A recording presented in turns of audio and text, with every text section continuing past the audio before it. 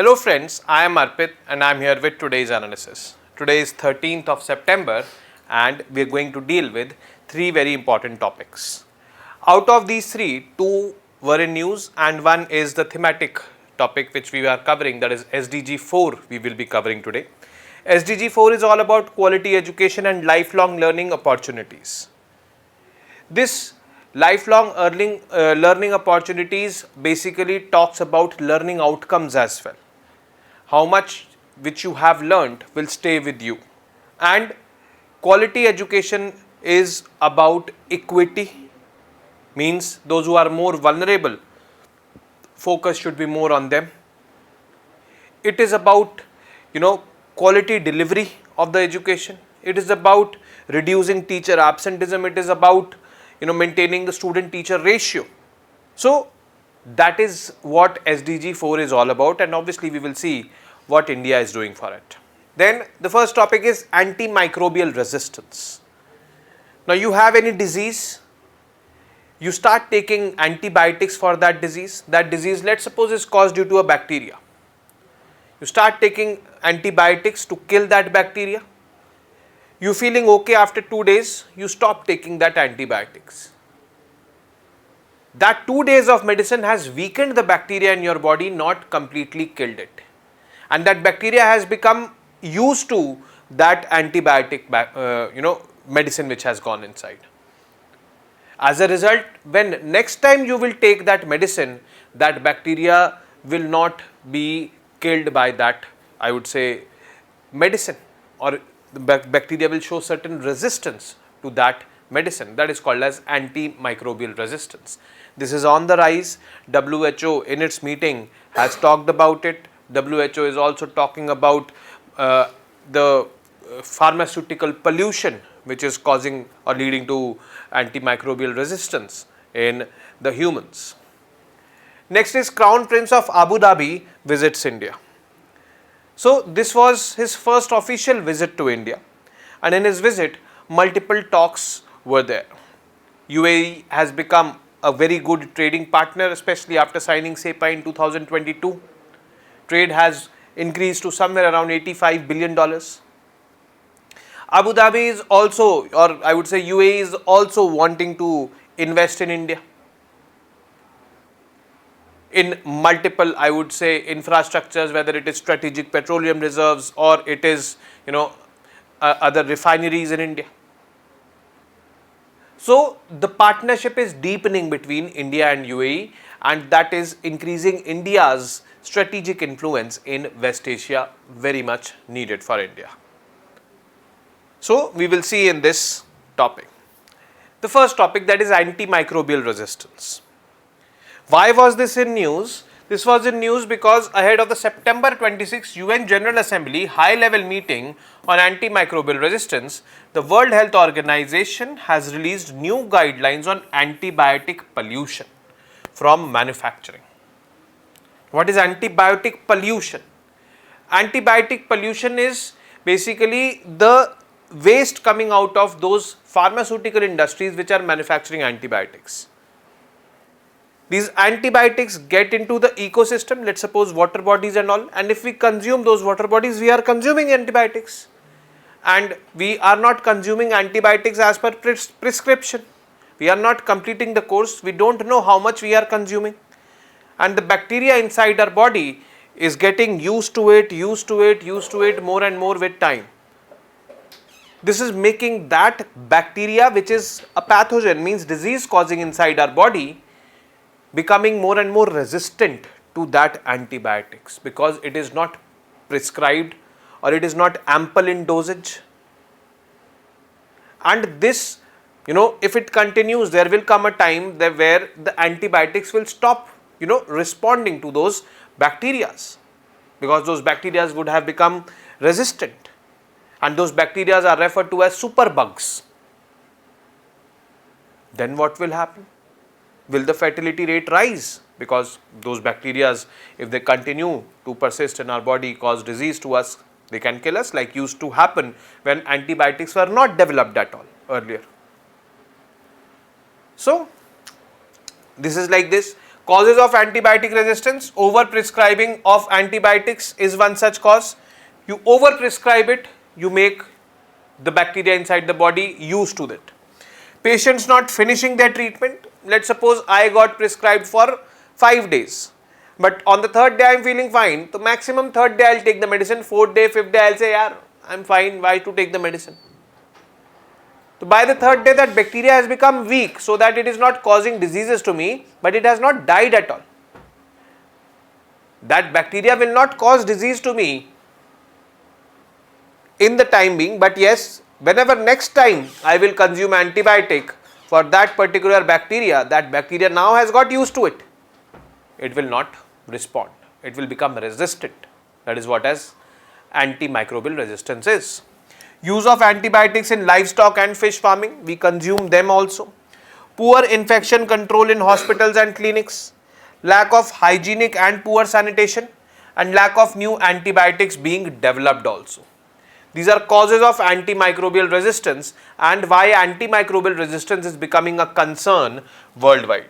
This has been flagged by WHO multiple times. So what is WHO's take on it? WHO warns that AMR driven by antibiotic pollution could threaten the effectiveness of antibiotics worldwide. AMR is a serious issue affecting healthcare globally. You know by now why it is. It leads to creation of superbugs. Superbugs are those bacteria which have become completely resistant to the antibiotics. Bacteria that are resistant to common antibiotics. This situation is particularly challenging for patients with multiple health issues. In India, a recent survey by the Indian Council of Medical Research shows that AMR is increasing despite consistent monitoring efforts.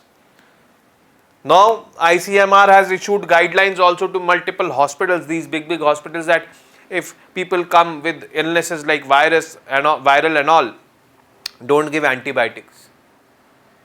Viral, the body, has its own tendency to fight with the viral, just give symptomatic medicines. That is, you can give paracetamol, you can give levocetirizine if someone has a runny nose, if someone has cough, you can give the medicines for cough. But don't give antibiotics, because antibiotic will fight the bacteria. Virus, it will not fight. But for the tasalli sake, this happens. So doctors are now refraining from prescribing antibiotics because antibiotics overconsumption is leading to AMR, that is antimicrobial resistance. So these are bacteria, it leads to a creation of superbugs, bacteria that are resistant to common antibiotics. So those bacteria are called as superbugs. Situation is particularly challenging for patients with multiple health issues. In India, this ICMR has told it, so I already told you. What is AMR? वैसे तो I have told you, but yes, let us consider in a more structured way. AMR occurs when bacteria and other microbes evolve to survive even when treated with antimicrobial drugs like antibiotics. This usually happens due to misuse or overuse of these drugs. When antibiotics are overused, it can lead to development of superbugs. We've seen that. These are bacteria that do not respond to common treatments and can spread through hospitals, water or sewage. This makes treating simple infections difficult, often requiring hospital admissions and leading to more complex and costly treatments. So this is how it is affecting us. Why is AMR increasing all over the country as well as all over the world? First is individual practices. Misuse of antibiotics. Like I told you, I'm feeling something, I'll take an antibiotic and I'll not complete the course. So I'm not using it, I'm misusing it. Self-medication. I'll not go to any doctor for prescription and all because I'll have to pay the doctor. I'll say that last time yahi liya tha, let's take it, I'll be fine. That is one reason. Healthcare practices, overuse in hospitals. Overuse in hospitals is also leading to antimicrobial resistance. You go to the doctor in order to earn some brownie points or earn your respect, he'll prescribe you antibiotics and you'll be fine with that. Next time you'll come to that doctor only. So it is like this. Lack of diagnostics. So empirical prescribing. Doctors see the symptoms, assess the symptoms by their intellect. There is no doubt in that. But yes, if you are having fever and the doctor is considering it to be a normal viral fever, he will be prescribing you medicines accordingly. But what if you have dengue? What if you have, I would say, malaria? So without going for diagnostics, prescriptions are done, and then you feel that things are not working for you. I'm not getting okay. And you have taken antibiotic course, and that antibiotic course has led to resistance among the bacteria which is present inside your body. So this happens. Pharmaceutical pollution, manufacturing waste. WHO's recent guidance highlights the role of antibiotic pollution from manufacturing. So those industries which are manufacturing antibiotics, they secrete a lot of waste containing antibiotics. That antibiotics enter the water bodies. Those water bodies, we consume water from them, and we don't know in what amount we are taking inside antibiotics of us. That can lead to antimicrobial resistance. So it is like this. What needs to be done? First is prevention. Hygiene and sanitation, implementing rigorous hygiene practices and improving sanitation. It can reduce infections. Infections will reduce, the need to take antibiotics will reduce, as simple as that. Vaccination, encouraging vaccination can prevent infections and reduce the need for antibiotics. For example, pneumococcal and influenza vaccine can prevent disease that may otherwise lead to antibiotic use. Next is education. Healthcare professionals, training doctors to use antibiotics appropriately only when needed. Don't overprescribe or don't misprescribe. Public awareness, educating the public about the dangers of antibiotic misuse and the importance of completing prescribed courses. So this is there, that public awareness should be there. Regulating and monitoring, pharmaceutical regulations, strengthening regulations on pharmaceutical waste management. Obviously the industries which are manufacturing these antibiotics, those have to be regulated. Research, pathways of resistance, investigating how resistance develops from manufacturing processes and implementing regulations to address these issues. So we will be doing this, or this definitely is going to help. But most importantly, it is we, the people, who can stop this. Most importantly, it is we, the people who try to be pseudo doctors, should stop it, and we should try to consult the doctors, and those doctors which are responsible doctors, and those who responsibly prescribe the antibiotics, not always. Now next piece of news, that is Crown Prince of Abu Dhabi visits India. So His Highness Sheikh Khalid bin Mohammed bin Zayed Al Nahyan, basically he visits India, and September 9 and 10 were his visits, and he met various leaders over here, including the President, the Prime Minister, because he was here on the visit on the official invitation of the Prime Minister. He met the President also, he went to Rajghat also, and then from there he went to Mumbai for a business meeting with the investors and all.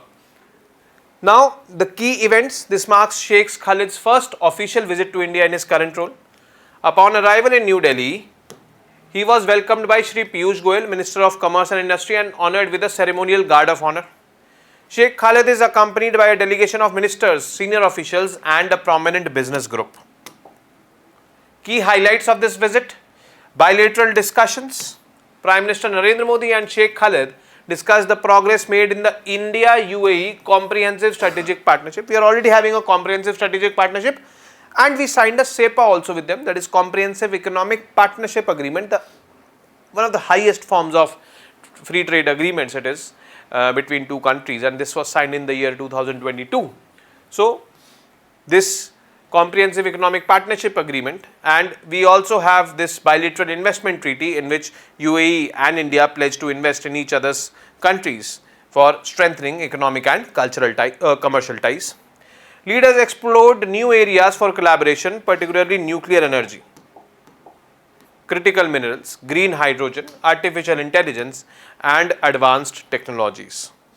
All these were explored. Signed agreements and MOUs. MOU on nuclear cooperation was signed between Nuclear Power Corporation of India and Emirates Nuclear Energy Corporation, ENEC. This agreement aims to improve cooperation in nuclear power operations, sourcing of nuclear materials, mutual investments and capacity building. Second is agreement for long-term LNG supply. An agreement between Abu Dhabi National Oil Company and Indian Oil Corporation Limited for 1 million metric tons per annum of LNG, enhancing India's energy security. This is the third long-term LNG contract signed within a year between India and UAE.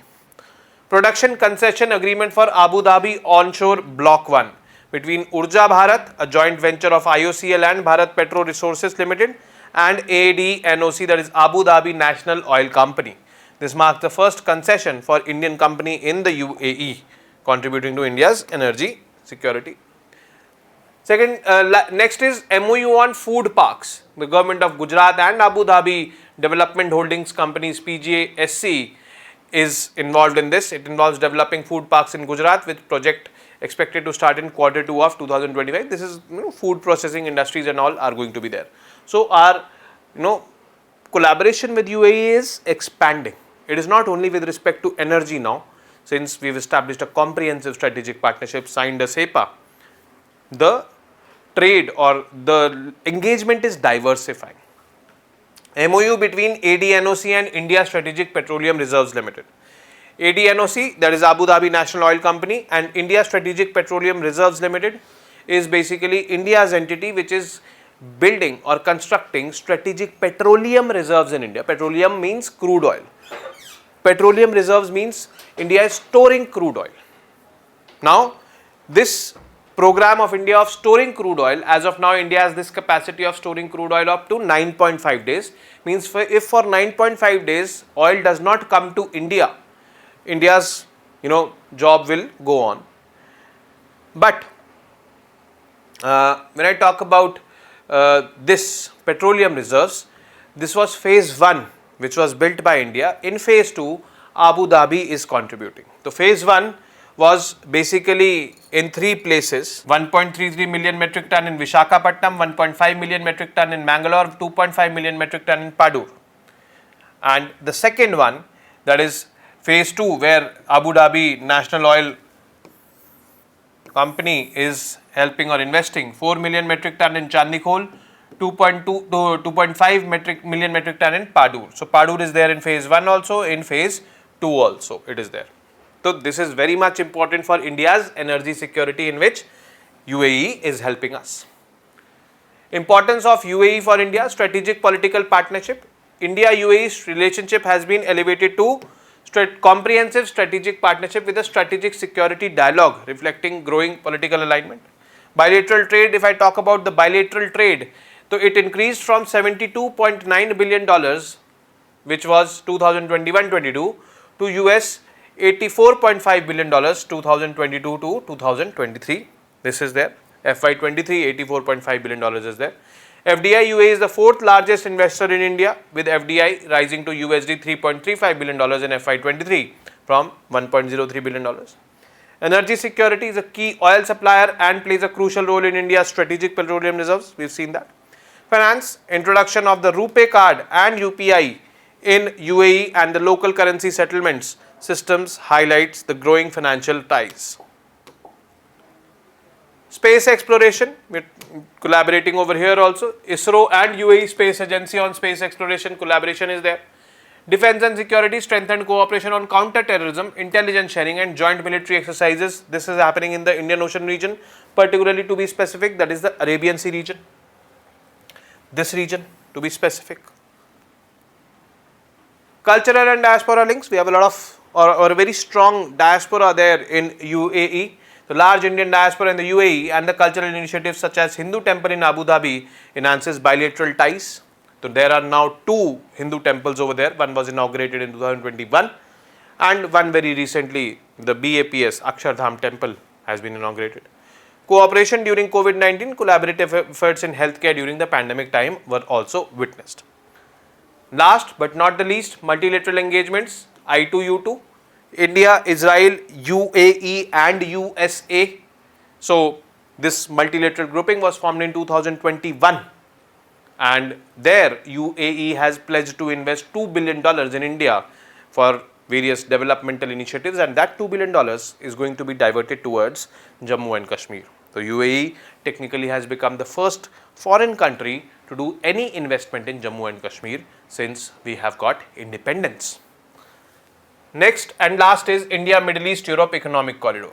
This corridor was envisaged by India in the G20 summit of last year, and this is going to be a game changer because once this corridor materializes, it will reduce our dependency on the Suez Canal. It is being believed that if this corridor gets built, India Middle East Europe Economic Corridor, then the time taken for the products from India to reach Europe, which is presently going through this particular route through Suez Canal, is currently around 15-16 days it takes, and we have to pay kind of a toll tax in Egypt for crossing the Suez Canal. Suez Canal is congested in itself. Now to bypass this route is going to be very much instrumental. India Middle East Europe Economic Corridor. It is estimated that this India Middle East Europe Economic Corridor will reduce the time of transportation by 40% and the cost of transportation by 30%. This is going to be, a win-win situation. See, road transport, I would say ship transport from India to UAE, their offloading will be done.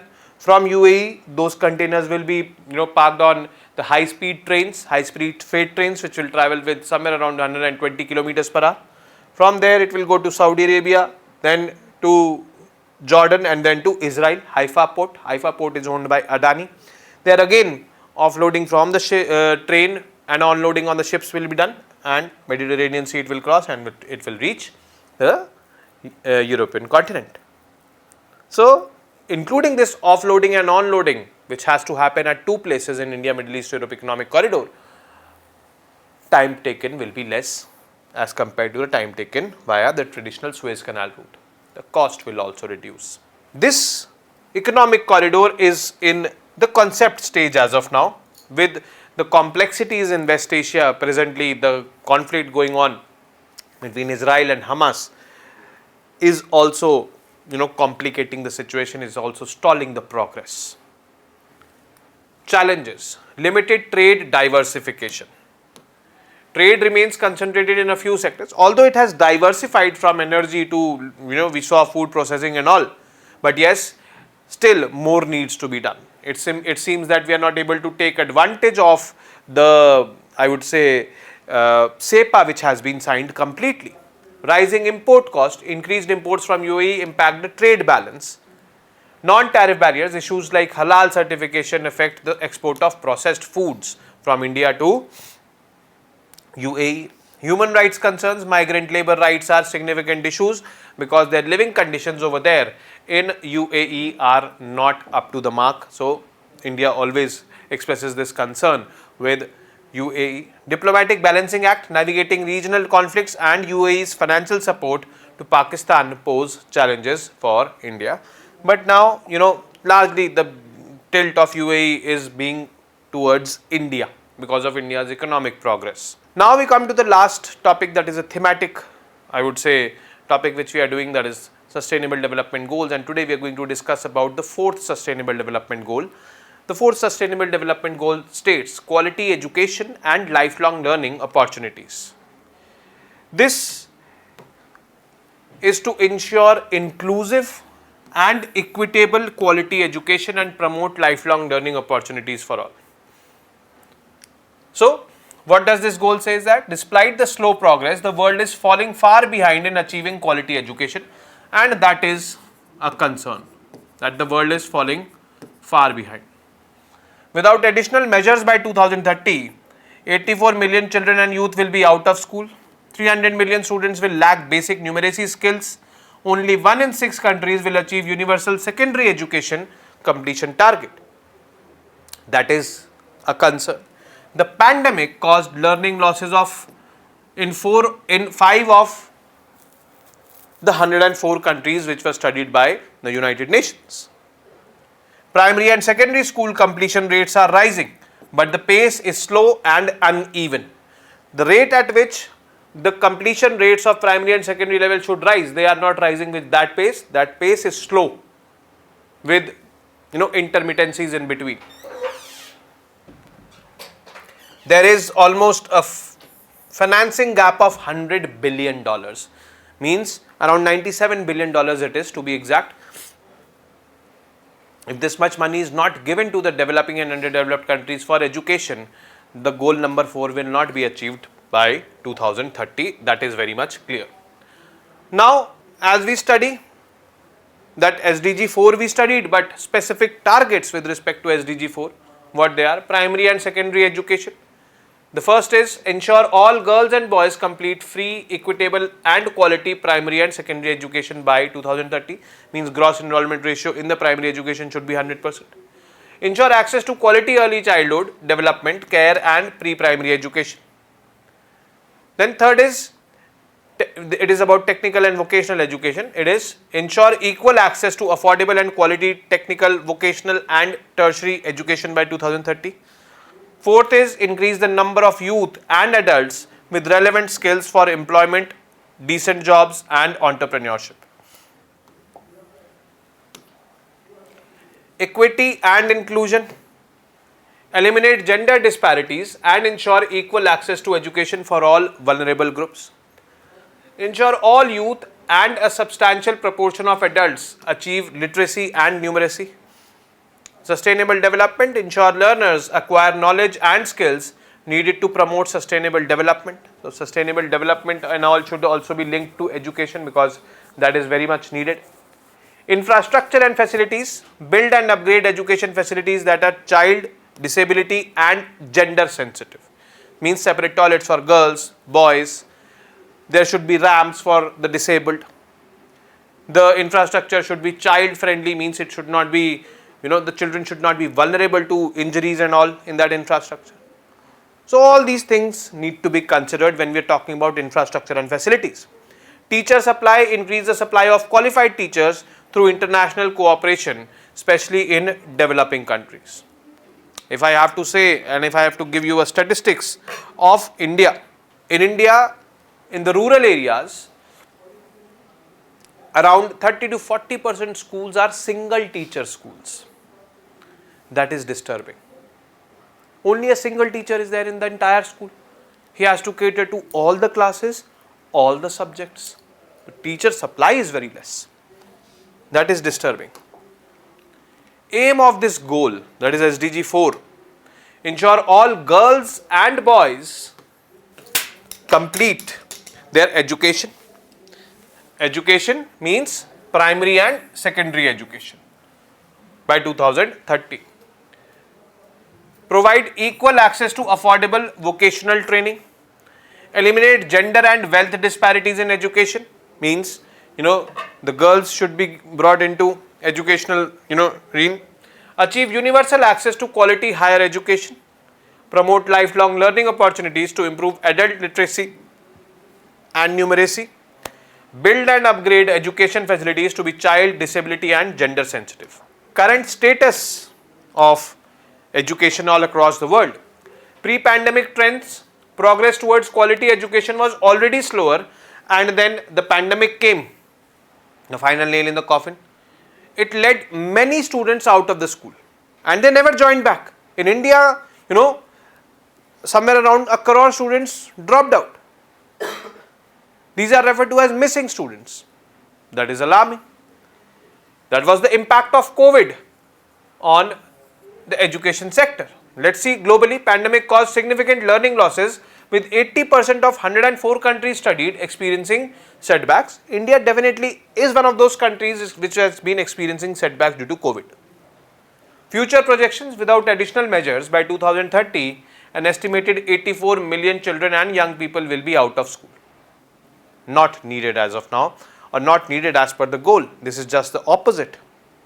Key achievements: between 2015 and 2021, there was an increase in primary, lower secondary and upper secondary school completion rates globally. Despite this, the rate of progress has been slower compared to the previous 15 years.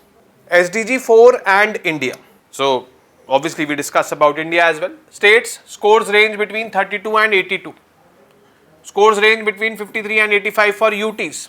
Top performers, no doubt about this fact, Kerala, the state which has 100% literacy almost. In UT, it is Delhi. The Delhi education model has been talked about a lot. Front runners, 11 states and 5 UTs with scores between 65 and 100 are there. Aspirants, 6 states with scores less than 50. So, goal 4, adjusted net enrollment rate in elementary, that is class 1 to 8 education is 96.50%, which is good. Gross enrollment ratio in higher secondary education, that is 9 to 12th, it is 57.60%, means people drop out when they go from elementary to higher secondary. 12.6% is the average annual dropout rate at secondary level. Class 8 students achieve minimum proficiency in language and mathematics. Only 77.23% class 8 students receive this. 19.3% persons with disability completed at least secondary education. That is alarming. 28.40% is the gross enrollment ratio in higher education. Means colleges, only 28.40% people are going, and guess what? The National Education Policy of India aims at bringing this up to 50% by 2035. This gross enrollment ratio in the higher educational institutes should be 50% by 2035. 76.7% literacy levels among persons aged 15 years and above. 1.01 gender parity index. Index 1 implies parity between females and males in higher education. The number of females are found more in males, more than males in higher education. That is something which is good news. 92.2% trained teachers at secondary level. 18 pupil to teacher ratio at secondary level, means for one teacher there are 18 students. 47.5% of schools with computers are there, means still more than 50% of the schools do not have computers. And 88.65% is basically schools with having access to clean drinking water. Highlights of the key indicators: enrollment ratio in elementary education, we've seen that, it is 96.5%. Top states, 13 states and 1 UT have 100% enrollment. I am pretty sure that Kerala will be one of them, and here Delhi will be one of them. This is elementary education is class 1 to 8. The sad part is we are not considering classes before class 1. Nursery, pre-primary or nursery, LKG, UKG, these are the formative years of learning. Lowest enrollment states, Nagaland 80% only, Ladakh 67.8%, and then we have people like Wangchuk over there, Sonam Wangchuk. Why people are not going for this?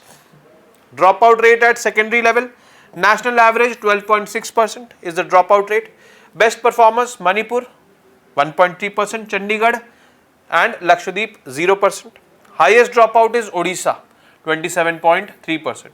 It is already backward, and due to this it is going to be further dropped down. People need to understand over there. Next is enrollment ratio in higher secondary, that is 9 to class 12th, is 57.6%. Top states, Himachal Pradesh, Nagaland. Top UT, that is Delhi. Student proficiency, that Nagaland is the lowest, I would say. Top from up, top from down. Student proficiency in class 8, national average 77.23% of students achieve minimum proficiency in language and mathematics. Punjab, Haryana, top states are these. Chandigarh, top UT. Enrollment ratio in higher education, national average 28.4% of students which are aged 18 to 23 years are enrolled in higher education, that is in colleges. That is disturbing. Will we be able to become a developed country with these kind of figures? Means out of 100 students, only 28.4 are going for higher education. Rest are not even going for colleges. That is disturbing. Tamil Nadu has 47%, Chandigarh has 64.8%. Lowest state is Assam, that is 16.9%. That is concerning. Education levels among persons with disabilities, national average 19.3% have completed secondary education. Highest state Goa, lowest state Arunachal Pradesh. Gender parity in higher education, gender parity index is 1.01 in higher education, means more females are getting enrolled as compared to males in the higher education. That is something which is very good. Lowest state here is Odisha. Literacy levels, national average 76.7% literacy among those aged 15 years and above. वैसे generally it is considered as 7 years and above as per the census definition of literacy. But yes, here the benchmark is 15 years and above because it is talking about lifelong levels of learning. State is Mizoram highest, lowest state is Bihar, highest UT Lakshadweep 97.8%, lowest UT Jammu and Kashmir 74.4% literacy. Infrastructure in schools, national average 88.65% of schools have basic infrastructure like electricity, drinking water. Tamil Nadu and Goa schools have good infrastructure. Meghalaya very poor. Top UTs Chandigarh, Delhi, Puducherry, Lakshadweep, Dadra and Nagar Haveli, Daman and Diu, their phenomenal infrastructure is there. Schools with computers, national average 47.5% of the schools have computers, more than 50% do not. UTs Chandigarh, Delhi, Lakshadweep, 100% of the schools have computers. Closest state Punjab, 99.6% of these I would say in among the states. Farthest state Meghalaya, only 18.3% of the schools have computers. Trained teachers, national average 92.2% of teachers in secondary education are trained. Tamil Nadu almost 100%, Chandigarh good 99.1%, lowest state Meghalaya 62%. Pupil teacher ratio, national average is 18:1, means one teacher is there available for teaching for 18 students, which is a decent average, and as per the Right to Education Act it should be somewhere around 30, 1 to 30. So we are well above that, but we need to work more on this. Himachal Pradesh is having 6:1, means 6 students to 1, and states yet to achieve target Jharkhand and Bihar. Now this is what the figures are with respect to education. Multiple initiatives have been taken by the government. Right to Education Act has been made as a fundamental right. Then the National Education Policy 2020 has been rolled out, which aims at bringing experiential learning, which aims to address those initial 3 years, that is nursery, LKG, UKG also. Earlier the education system in India was 10 plus 2, it was based on this formula. It is now based on 4 plus 3 plus 3, 5 plus 3 plus 3 plus 4, like this. 5 is nursery, LKG, UKG, first, second, then third, fourth, fifth, fifth, then 6th, 7th, 8th. So 5 plus 3 and then plus 4, 9, 10th, 11th, 12th. So these are the changes which are happening in new education policy. But yes, learning outcomes are very poor. More than 50% of the students studying in class 5 cannot do a simple 2-digit subtraction. Around 53% of the students studying in class 5 cannot measure the length of a pencil using a scale. These are the levels of learning outcomes. Most of them do not know how to see a watch. So these things are concerning, and there we have to work. If we are talking about having a developed India by 2047, we cannot have it without an educated India. We cannot have it without a learned population. That is very simple, clear.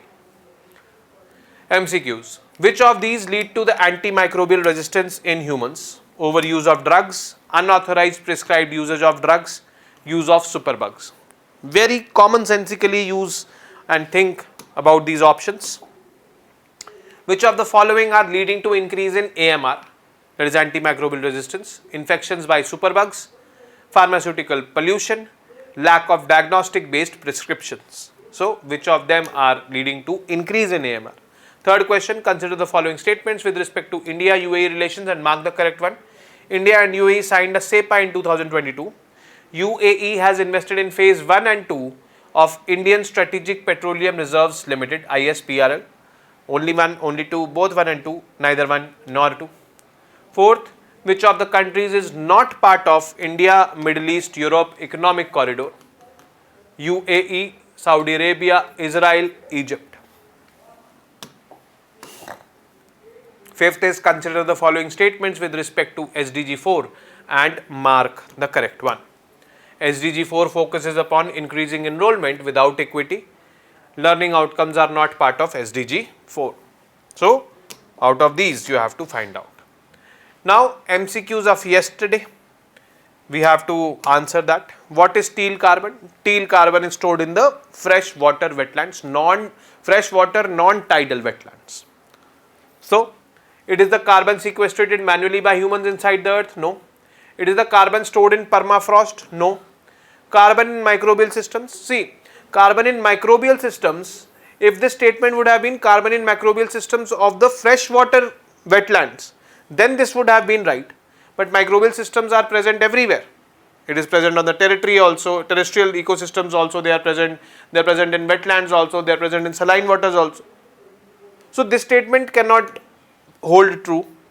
That is why this is the correct answer, that is none of the above. In which protected areas was carbon teal study done by the government of India?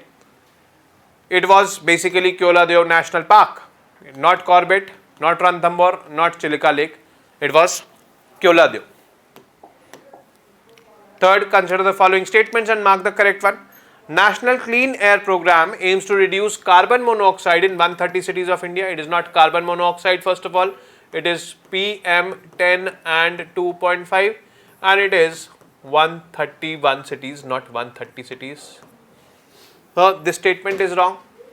Countries' current annual safe limits for PM 2.5 and PM 10 are 40 micrograms per meter cube. For 2.5, yes. For PM 10, 60 micrograms per meter cube. This statement is absolutely right. So only 2 is going to be the answer for this question. Fourth question, India's universal immunization program is named as Mission Karam Yogi. No, it aims at building the capacity of the civil servants. Rashtriya Bal Swasthya Karyakram. No, it aims at overall healthcare of children between 0 to 18 years of age. It includes vaccination, but yes, it is not the universal immunization program of India. It is Mission Indradhanush, which is the correct answer for this, and none of the above is also going to be the wrong answer, obviously. So C is going to be the correct answer over here. Fifth, the Ayushman Bharat initiative aims at which of the following? First is ensuring the eligible patients for secondary and tertiary healthcare. Exactly. This statement is correct. See, Ayushman Bharat has two components. First is about primary healthcare development, where primary healthcare is available free of cost. Okay. So these are called as health and wellness centers. The first component of Ayushman Bharat is health and wellness centers, in which it aims to increase the capacity infrastructure of the primary healthcare centers, where people come for medical services, and those medical services are free of cost already. So there is no need of insurance over there in primary healthcare. There is need of insurance in secondary and tertiary healthcare, where money is spent or money has to be spent out of pocket. There Ayushman Bharat is giving insurance cover of 5 lakh rupees per household. So the statement is ensuring the eligible patients for secondary and tertiary healthcare. Yes, it is true. Enhancing capacities at primary healthcare level and providing them free of cost. This is also true. So both 1 and 2 are going to be the correct option for this question. With more such informative news pieces, we will continue with our theme. And that's it from my end today. Namaste. Jai Hind.